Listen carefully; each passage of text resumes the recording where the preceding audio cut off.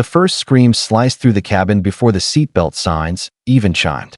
A violent shudder rolled through Flight 772, rattling overhead bins and sending plastic cups bouncing across tray tables. Passengers grabbed armrests, oxygen masks dropped with a hiss, and panic spread like fire in dry grass. But in seat 14A, a young woman simply blinked, closed the page of her travel journal, and exhaled slowly, as if she had merely reached the end of a chapter. Her name on the manifest read Emily Grace Warren, soft and forgettable. To everyone else, she looked like a shy traveler with headphones and a faded hoodie.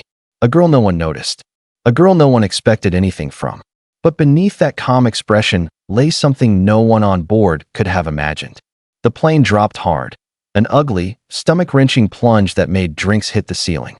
People screamed prayers, shouted orders, cried for their families. A toddler wailed for his mother. A businessman clutched his chest, gasping. Yet Emily's breathing never changed. She had felt this vibration before, not here, not in a passenger jet, but in machines far more unpredictable. Her fingers tightened around her journal as another shiver rattled through the fuselage. This wasn't turbulence. This was structural failure. She knew the difference instantly. The same instincts that once saved entire squadrons surged awake in her bloodstream, uninvited but unstoppable. A flight attendant stumbled down the aisle, trembling. "Please stay seated. Please, seatbelts on," her voice cracked. Emily touched her arm gently, steadying her without a single word. The attendant froze when she looked into Emily's eyes, calm, sharp, assessing, the eyes of someone who had walked into chaos many times and walked out again. Before the attendant could ask a question, the plane lurched sideways so hard that bags flew from overhead compartments. A laptop smashed into the aisle. People screamed again. Emily stood up. Passengers stared at her like she was insane. Standing in freefall? Walking while the cabin tilted like a sinking ship? But Emily moved with confident precision, gripping seatbacks, balancing with her knees, shifting her weight like someone who had done this in zero visibility, in combat, in storms fierce enough to tear metal apart. She stopped to tighten a man's oxygen mask, placed a crying child against her mother's chest, then continued forward as if she had walked this aisle 1,000 times. 5 hours earlier, she had boarded quietly, avoiding attention. Her long brown hair was tied in a loose braid, and she wore no makeup. The man beside her had asked politely what she did for a living. "Logistics," she'd said softly, and he nodded, assuming she was another peaceful traveler escaping the noise of the world. That was what Emily had wanted. She had spent the last year hiding from her own past, from the weight of a title she no longer wished to carry. She pretended she was healed, pretended she was ordinary, pretended the world didn't still whisper her real name when pilots faced impossible odds. Back then, she had been someone else entirely. Someone the military once called Nightshade, a prodigy in the skies, a ghost in the radar, a legend whispered across briefing rooms. But Emily had walked away from all of it. She wanted quiet mornings, gentle days, and the freedom to breathe without someone expecting the impossible from her. She thought she had buried Nightshade forever. But now, as the engines coughed violently and the aircraft groaned under its own weight, she felt that old version of herself clawing its way back to the surface. The captain's voice crackled over the speakers, brittle with fear. "Ladies and gentlemen, we are experiencing a severe systems malfunction. Please remain seated." Emily didn't even need the rest of the sentence. She already knew the truth. The vibration pattern was wrong. The sound pitch was wrong. The airflow was wrong. Something catastrophic had failed. When the plane dropped again, harder, deeper, Emily grabbed the overhead rail and pulled herself forward. A passenger shouted, "Sit down. You'll get yourself killed." But she didn't look back. She had 3 minutes, maybe less, before things became unrecoverable. She reached the cockpit door and saw the horror inside. Through the viewing window, she spotted the captain slumped over, blood on his forehead. The first officer, barely out of flight school, was shaking uncontrollably as he fought unresponsive controls. Emily felt her heartbeat steady, not rise. Not a flicker of panic. Not a whisper of doubt. Her voice, when she finally pushed the cockpit door open, was calm enough to silence a storm. "Step aside," she said. "I can help you. Let me in." The young pilot stared at her, confused, terrified, desperate, and utterly unaware that the quiet girl from seat 14A was about to take command of a dying aircraft, a plane filled with 183 souls who had no idea their last hope had just walked through the cockpit door. And for the first time in a long time, Nightshade rose again. The cockpit smelled of burnt circuitry and fear. Warning lights flashed across the instrument panel like a frantic heartbeat. The young first officer, hands trembling on the controls, whipped his head toward Emily as she stepped inside. "Ma'am, why you can't be here? Please return to your seat." His voice was cracking, his breath uneven, panic overtaking training. Emily didn't flinch. She closed the door behind her with one steady motion, shutting out the chaos of the cabin. For a moment, the only sounds were alarms blaring and the dying groan of the engines. She placed a hand on the co-pilot's shoulder, not forceful, but grounding. Her voice softened, but her tone held the steel of absolute authority. "My name is Emily Warren," she said. "Call sign Nightshade. Former tactical pilot with over 3,000 hours in advanced combat aircraft. I need you to let me help you. Now." The first officer froze. His eyes widened as the name registered, not immediately, but in fragments. Rumors, stories, impossible missions whispered in pilot lounges. He swallowed hard, fighting disbelief. "In Nightshade?" As in, he couldn't finish. The plane jolted violently, and he yelped, gripping the yoke. Emily leaned over his shoulder and scanned the primary flight display. Altitude dropping. Airspeed unstable. Hydraulic pressure falling into the red. Both engines dead. A wounded giant falling from the sky. "Listen carefully," Emily said, lowering herself into the captain's seat, easing the unconscious captain aside with gentle efficiency. "Tell me what's operational and what's not." "The engine's gone," he stuttered. "Hydraulic systems failing. Auto flight unresponsive. We're gliding, but barely." Emily nodded. "Then we make every second count." She wrapped her hands around the yoke, feeling the sluggish weight of the damaged hydraulics. It responded like a stubborn animal, slow, heavy, refusing to listen. But she coaxed it, nudged it, guided it with micro-movements learned through years in aircraft that tolerated no mistakes. The nose steadied. The descent rate slowed by a fraction, tiny, but enough to buy them breath. "What's your name?" she asked without taking her eyes off the horizon. "Ethan," he whispered. "First Officer Ethan Cole." "Good, Ethan. I need you with me. No hesitation. No panic. We do this together." She glanced sideways. "Can you do that?" Ethan inhaled shakily, the panic in his chest loosening, just a little. "Yes, ma'am." Emily gave a small nod. "Then follow my lead." She assessed the engine indicators. Dead. Both of them. Electrical power fading. Fuel still heavy inside the wings. She saw the problem building before Ethan did. Too much weight, too little control. If they didn't balance the aircraft, they'd spiral into the ocean long before reaching any land. "We need to dump fuel," Emily said. Ethan blinked. "Why?" "We're losing altitude. We need weight." "No," she said calmly, eyes flicking across controls. "Right now this plane is too heavy to maneuver. If we don't shift weight, we won't turn. And if we can't turn, we can't reach a landing strip. Trust me. Dump from the left tank. Full release." Ethan hesitated for half a second. Emily's voice sharpened, not loud, but crisp enough to slice through doubt. "Do it, Ethan. Now." His fingers moved quickly. Fuel began venting from the left wing, a faint mist streaming behind them. The aircraft tilted slightly. Emily used that shift, guiding the plane like she was coaxing breath back into a dying creature. Alarms blared again. Pressure warnings, stall warnings, cascading failures. But Emily filtered out the noise, hunting for the signals that still mattered. "You're too calm for this," Ethan whispered, half terrified, half amazed. "This isn't calm," she said softly. "This is focus." Another shutter rolled through the fuselage. Sparks shot across one of the auxiliary panels. The lights flickered. Ethan stiffened. Emily steadied the yoke again, reading every vibration, every tremor.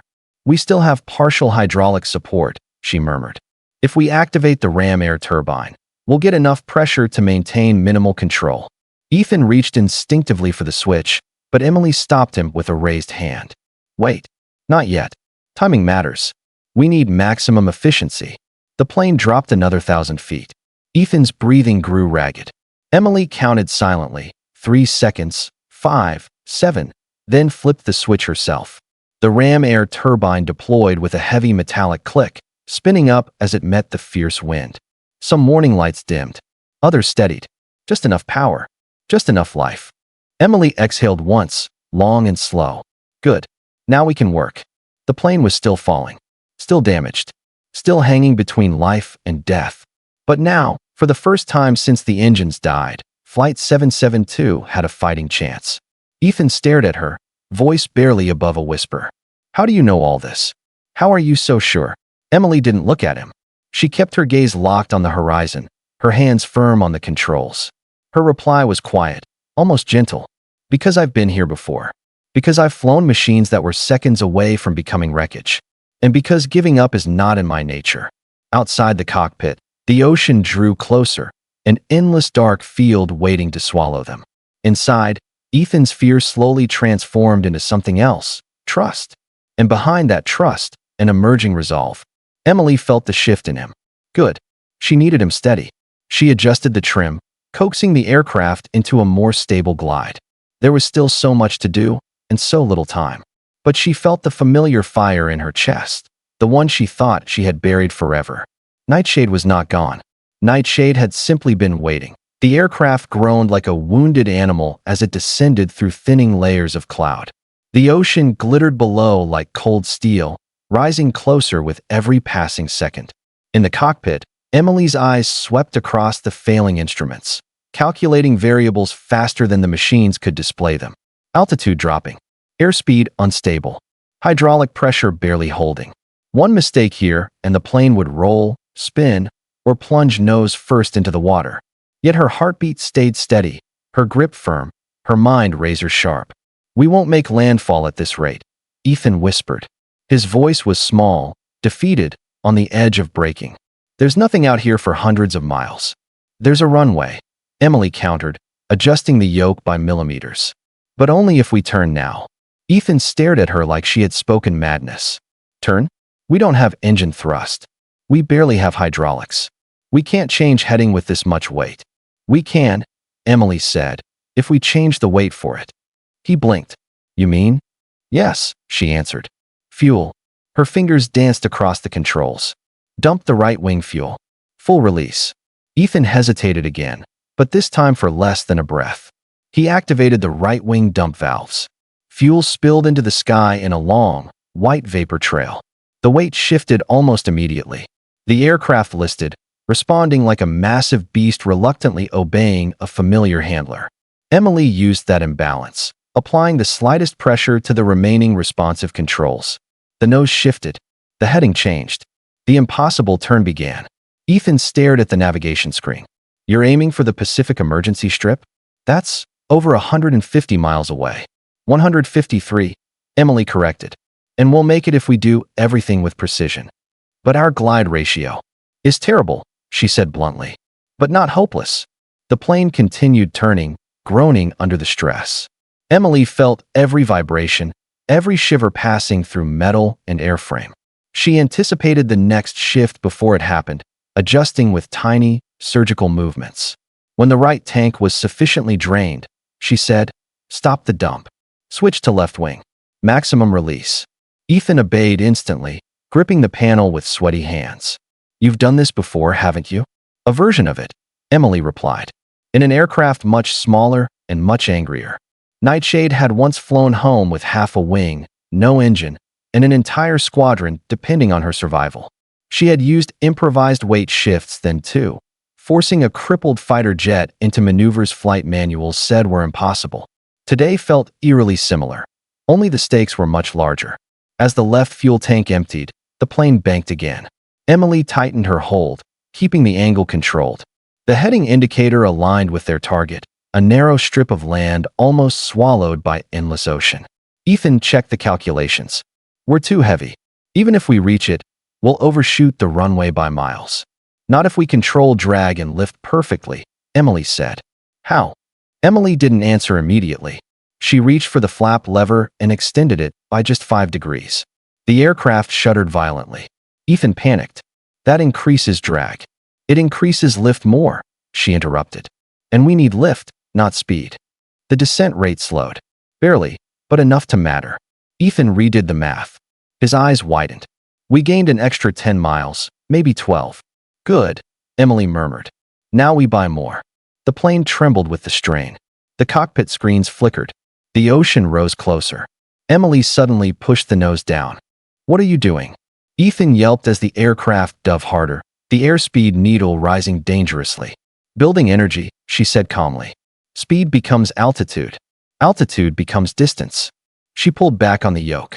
The aircraft climbed, just a little, but the altitude gained would stretch their glide. Ethan's jaw dropped. You're porpoising. In a jet this size? It's inefficient, Emily admitted. But every second counts. They repeated the maneuver. Dive, accelerate, rise. Each time squeezing a few extra feet of altitude, another breath of hope. The cockpit rattled. The air screamed past the windows, but Emily remained steady. Finally, after the fifth cycle, Ethan stared at the distance meter. His voice cracked with cautious disbelief. We're inside reach. Emily, we can actually make it. Emily allowed herself the faintest smile. Then let's land this thing. But her expression hardened again almost instantly. Ethan, listen carefully. Making it to the runway doesn't mean surviving the landing. We have no thrust, unstable hydraulics, and zero margin for error. We get one chance. Ethan nodded. He wasn't trembling anymore. His breathing had steadied. His eyes held a spark that wasn't there before. You sure you can do this? He asked quietly. Emily didn't look away from the horizon. I don't get to be unsure, Ethan. Not today. The emergency strip appeared ahead. Tiny, impossibly thin, dwarfed by the vast expanse of ocean around it. But it was real. It was there. It was hope. Emily adjusted their angle, her voice calm, controlled, unwavering. Gear down. Ethan exhaled. Here we go. The wheels lowered with a violent jolt. The runway grew larger. The ocean rose beneath them. And Emily, nightshade, prepared to perform the kind of landing that pilots would whisper about for decades.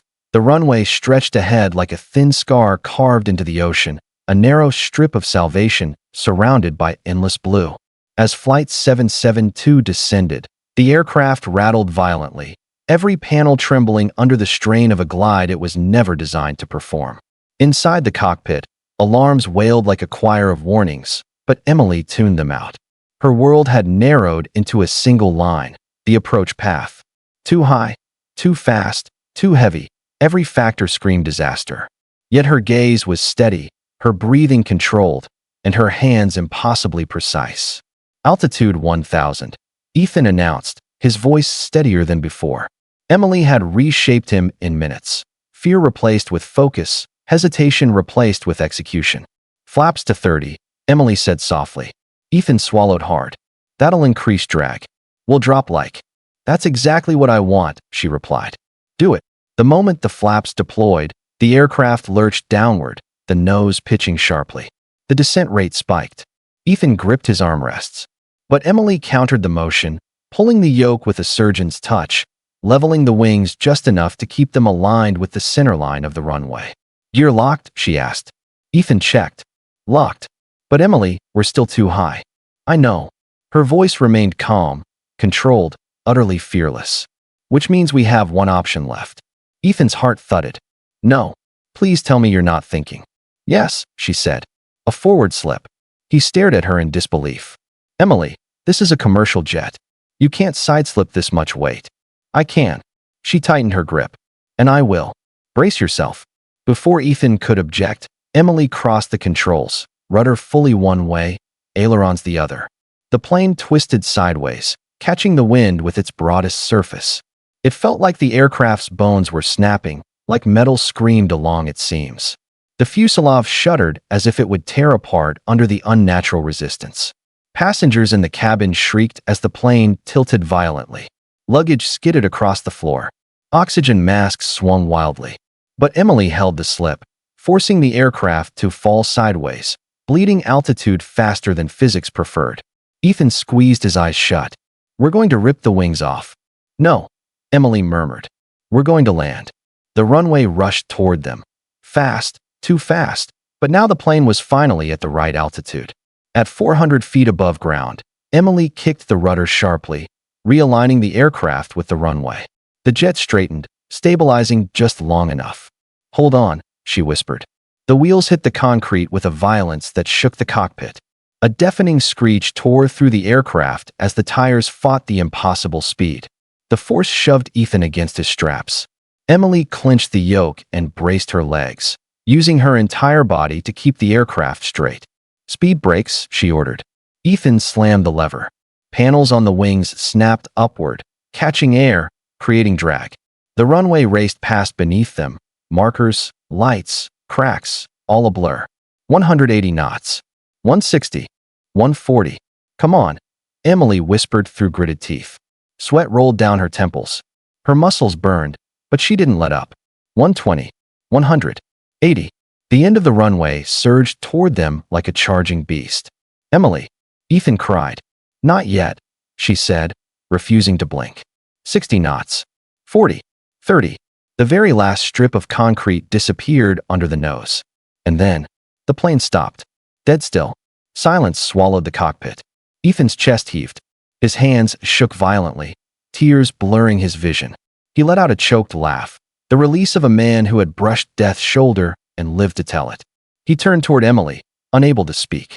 She sat perfectly still, her hands still gripping the yoke, her breath slow and steady. Only her eyes betrayed the intensity she had just carried, the weight of 183 lives balanced on a razor's edge. After a long moment, she whispered, "We're down." Ethan laughed again, half sob, half disbelief. "We're alive. Oh my God, we're alive." Emily finally released the yoke. Her hands trembled for the first time, not with fear, but with the aftermath of an impossible battle fought and won. She stood and helped Ethan unbuckle the unconscious captain, stabilizing him. Together, they prepared for evacuation. The cabin door opened, and fresh ocean air rushed inside.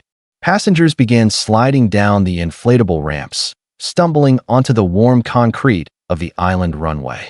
Then something unexpected happened. As Emily stepped back into the cockpit to retrieve the emergency frequency radio, a faint crackle filled the silence.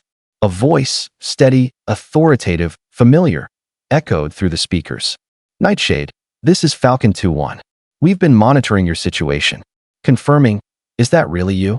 Emily froze. Ethan looked at her, stunned. They know your call sign?" Before she could respond, another voice crackled through, older, deeper, filled with reverence. "Nightshade, this is Falcon 2-0. Every pilot in the air just watched you pull off the impossible. If that's really you, then it's an honor." Emily stared at the radio, her past catching up to her in real time. A shadow she tried to bury, a legend she tried to outrun, a name she tried to abandon. Slowly, she lifted the microphone. With a calm, steady breath, she said, "Falcon 2-1. Falcon 2-0, identity confirmed. Nightshade speaking. All passengers and crew are safe." There was a long pause. Then one final voice, young, breathless with awe, came through the static. "Nightshade, we've waited our whole careers to hear your voice. Welcome back to the sky." Emily's eyes softened. Her past wasn't chasing her. It was calling her home. Emily stepped out of the cockpit expecting noise, chaos, weeping, shouting.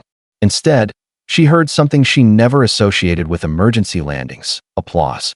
At first, it was scattered, hesitant, as if people weren't sure they were allowed to celebrate survival so soon. Then it grew louder, steady, unified. 183 passengers clapping for the quiet girl from seat 14A. The girl who had walked into the cockpit when everyone else froze. The girl who brought them home when hope had already left. Ethan followed her out, one hand shielding his eyes from the Pacific sun. His face was streaked with dried tears and adrenaline. "They're clapping for you," he whispered. "No," Emily murmured. "They're clapping because they're alive." But she knew better. She could see it in their faces, in their awe, their gratitude, their disbelief. They had all learned the same truth. The woman no one noticed, the woman lost in her journal, the woman sitting quietly in 14A was the reason they were still breathing. A businessman from the front rows rushed toward her, stumbling across the runway. His hands trembled as he grabbed her shoulders. "My son, he's graduating next month," he said, voice cracking. "I thought I'd never see that moment. You saved my family. You saved everything. Thank you." His voice broke completely. Emily steadied him, her own expression soft but reserved. Another woman approached, a grandmother who had been praying during the descent. Tears ran down her cheeks. "I thought today would be the end," she whispered. "But you gave us another day. Another chance." She pressed Emily's hands against her heart, as if anchoring herself. Emily nodded, touched but quiet. Praise was something she had never worn comfortably. The uniform had once shielded her from moments like this. Without it, she felt too exposed. Ethan leaned close. "You can't hide who you are anymore." Emily didn't answer. Her eyes drifted toward the horizon, toward the sky where she once belonged and thought she had left behind. And then she heard it. A deep roar. Sharp. Familiar. She spun toward the sound. 4 dark silhouettes cut across the sky, sleek, angular, unmistakable. F-22 Raptors, moving in tight formation as they approached the eye. Slant. Their shadows swept across the broken jet behind her, across the runway, across the survivors standing in clusters. Ethan inhaled sharply. "Are they here for us?" "They're here for the aircraft," Emily said softly. But her voice betrayed the tremble of something deeper: recognition, memory, belonging. The lead Raptor dipped its wings, a salute in motion. Then another. Then all 4. The passengers stared in confusion. Ethan stared in awe. Emily froze. The formation shifted, spreading out across the sky. A moment later, one aircraft rose sharply, breaking away from the group, climbing toward the sun. Ethan's breath hitched. "Is that?" "Yes," Emily whispered. "The missing man formation. A tribute usually reserved for fallen pilots. Except this time, they weren't honoring someone who died. They were honoring someone who had returned." The radios clipped to the rescue crews crackled. Voices poured through, young pilots, older veterans, all speaking on the emergency frequency. One voice, calm and confident. "Nightshade, this is Falcon 2-1. Welcome back." Another, more emotional. "Ma'am, we trained on simulations based on your missions. You're the reason I became a pilot." A third, reverent. "You're landing today. No manual, no training program, no doctrine ever imagined it. You made the impossible look routine." Emily's throat tightened. She raised the radio slowly, staring up at the Raptors as they swept overhead. "Falcon Flight," she said quietly. "This is Nightshade. Thank you for the salute." Static hummed for a moment. Then the lead pilot responded, voice steady. "Ma'am, your call sign still carries weight up here. It still teaches us. It still inspires us." The youngest voice broke in, trembling with pride. "You saved 183 lives today. And every pilot listening knows.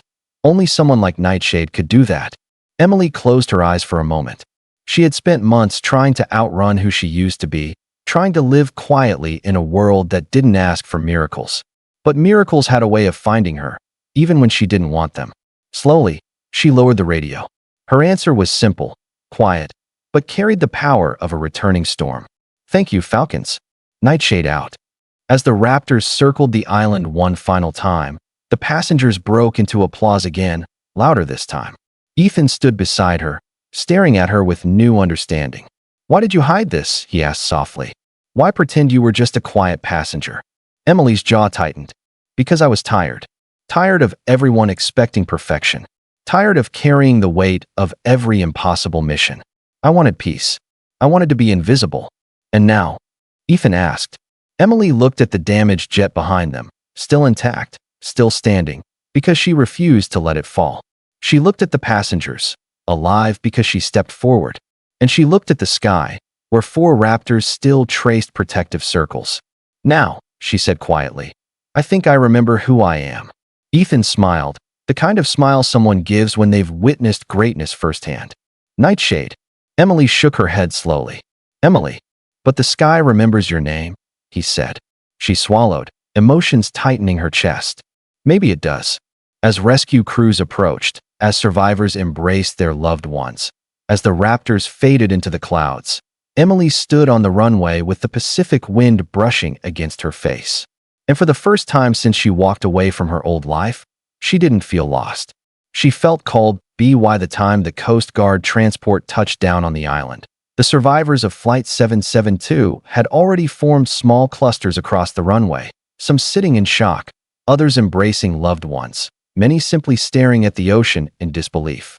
Emily stood off to the side, watching rescue crews guide passengers toward medical tents. She wanted to stay invisible, wanted to slip into the background again, but the universe refused to let her fade this time. Reporters who arrived with the rescue team immediately pushed forward, microphones extended. Who landed the plane? Is it true a passenger took control? Can we speak to her? Emily quietly stepped back to avoid the attention, but a chorus of voices rose from the crowd. It was her. The woman from 14A. She saved all of us. Emily froze. More and more passengers pointed toward her. The businessman who earlier thanked her stood tall and shouted, "She's the reason we're alive. She deserves to be recognized." Before she could retreat, Ethan stepped beside her, his voice firm. "Emily, don't hide. Not from this." She exhaled slowly. The weight of what happened pressed against her chest, but this time she didn't run from it. She stepped forward toward the microphones. A reporter asked, "How did you stay calm when everyone else was panicking?" Emily met the question with the grounded clarity of someone who had lived through fire more than once. "Because panic is a choice," she said. "Panic clouds judgment. And in the sky, panic kills. I learned a long time ago that calm isn't an emotion, it's a discipline." Another reporter leaned in. "How did you manage to land a commercial jet with no engines, failing hydraulics, and no thrust?" Emily's eyes softened. "I spent years flying aircraft under conditions where the rulebook didn't apply. Sometimes survival requires skill, but more often, it requires refusing to give up, even when every system around you says it's over." Her words washed over the crowd with a quiet, undeniable truth. As the briefing ended, Emily began walking toward the C-130 that would take everyone to Hawaii. She thought the day was finally calming down, until a thunderous roar shook the air above the runway. For F-22s reappeared overhead, gliding in formation. Ethan's eyes widened. They came back. No, they hadn't simply come back. They were performing a tribute. The four Raptors flew in tight formation across the island. Then, with perfect synchronicity, one jet broke upward into the sky, leaving a gap in the formation. Emily's breath caught. A second missing man formation. For her, every passenger watched in stunned silence. After the pass, all four jets descended in a wide arc and swept back over the runway. This time slower, lower, almost reverent. Someone handed Emily a portable radio. She hesitated for a moment, then lifted it to her ear. One by one, just like before, each Raptor's pilot spoke a single word, her call sign. "Nightshade, nightshade, nightshade, nightshade." Her throat tightened. She raised her hand toward the sky in a crisp salute. The Raptors responded by rocking their wings before climbing back into the clouds. Ethan stood beside her, awestruck. "They honored you like royalty." Emily lowered her hand slowly. "They honored the landing. They honored the lives saved." She paused. "And maybe they honored who I used to be." The C-130 flight to Hawaii was quiet. Passengers whispered prayers, thanks, or simple disbelief. Emily sat by a window, staring out at the ocean. Ethan sat beside her, silent but present. After landing at Hickam Air Force Base, Emily expected a simple handoff to medical teams. She did not expect hundreds of pilots waiting on the tarmac.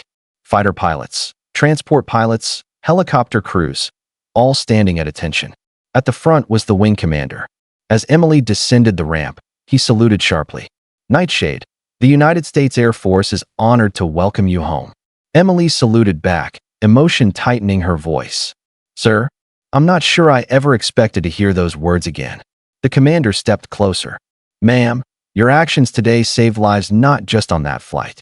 Early reports indicate that the dual-engine failure was caused by a manufacturing defect affecting several aircraft. Your landing identified the issue before more planes went down. What you did may have saved hundreds more." Emily blinked, stunned. The commander continued, "We would be privileged to have you back in any capacity. Active duty, training command, anything. You are a legend for a reason." Emily glanced at the rows of pilots, their eyes filled with hope and respect. She thought of her quiet apartment, her half-finished garden, her attempt to live a life without responsibility. It all seemed so small now. "I left because I wanted peace," she said quietly. "I thought disappearing would give me that." Ethan stepped forward. "But you didn't disappear. You saved us." His voice lowered. "Maybe peace isn't hiding. Maybe it's doing what you were born to do." Emily inhaled deeply. The sound of distant jets echoed across the base. The faint smell of fuel drifted through the air. The sky felt familiar again, like an old friend she had abandoned, waiting patiently for her return. Finally, she nodded. All right, I'll come back. Not as a legend, not as a symbol, but as an instructor.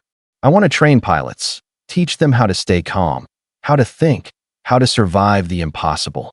The commander smiled. Your office is ready. That evening, Emily sat alone in her new office, a room decorated with photos of aircraft she once flew, missions she once survived, and pilots she once trained. She ran her fingers over an engraved plaque on the desk. Nightshade, Instructor, Tactical Aviation Division. She smiled, not with pride, but with clarity. She picked up a notepad and began writing the curriculum for her first class. Decision-making under pressure, developing instinct under fire, understanding the aircraft's limits, and your own. She wrote until midnight, shaping the lessons that would protect future lives. Ethan knocked gently. I put in for an Air Force transfer, he said. I listed you as my preferred instructor. Emily smirked softly. Then prepare yourself. I'm going to push you harder than anyone ever has. I wouldn't want anything else. When he left, Emily returned to the window. Outside, the last F-22 of the night soared into the sky, its afterburner glowing like a comet tail. She watched it disappear into the stars. She whispered softly to herself, I'm home. Not home in a place. Home in a purpose. Home in the sky. Tomorrow, she would stand before a classroom of pilots, new faces, hungry for guidance, and tell them the story of Flight 772. She would teach them courage, discipline, clarity, and the refusal to surrender even when everything seems lost. She would shape the next generation. She would protect lives she would never meet. She would carry her call sign proudly again. Nightshade was back, and her work was only beginning.